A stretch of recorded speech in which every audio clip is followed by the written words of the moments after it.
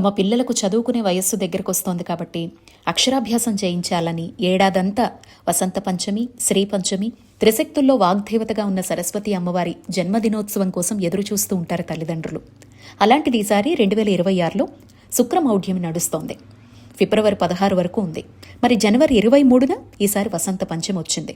ఈ సమయంలో మరి అక్షరాభ్యాసం మొదటిసారి తమ పిల్లలకు చేయించొచ్చా అనేది చాలామంది సందేహం. పెద్దలు చెప్పే మాట జీవితానికి కీలకమైన ఎటువంటి నిర్ణయాన్ని తీసుకోకూడదు అని.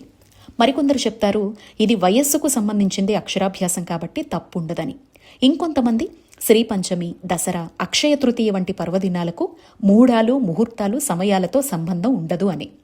మొట్టమొదటిసారి అక్షరాభ్యాసం చేయించేవారు కాస్త ఆగడమే మంచిది అని ఇంకొంతమంది చెప్తారు.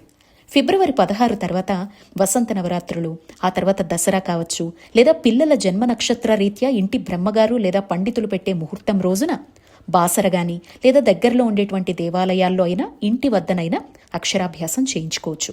అక్షరాభ్యాసం వయస్సుతో సంబంధం కనుక అంత ఎదురు చూసే పరిస్థితి లేదు అని అనుకుంటేనే తప్పనిసరి పరిస్థితుల్లో మూడం వంటి వాటిల్లో వసంత పంచమి రోజు దేవాలయాలు, పీఠాలు, సామూహికంగా జరిగే కార్యక్రమాల్లో పాల్గొనొచ్చు అని కూడా పెద్దవాళ్లు చెప్తూ ఉంటారు. అందులోనూ బాసరలో అయితే అసలు తప్పుండదనేటువంటి మాట కూడా చెప్తారు. లేదా 1-2 నెలలే కదా, ఆగినంత మాత్రాన ఏం కాదు అనుకుంటే ఎదురు చూడడమే మంచిది.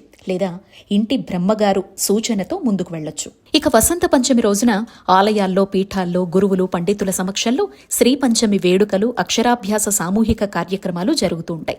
ఇలాంటి వాటిల్లో ఆల్రెడీ చదువుకుంటున్నటువంటి పిల్లలు ఏ వయస్సు వారైనా మళ్లీ అక్షరాభ్యాసం చేయించుకోవడంలో ఎటువంటి తప్పు ఉండదు. అలా చేయించుకుంటే చాలా మంచిది కూడా. అమ్మ కటాక్షం, గురువుల ఆశీర్వాదం ఒకేసారి దొరుకుతాయి.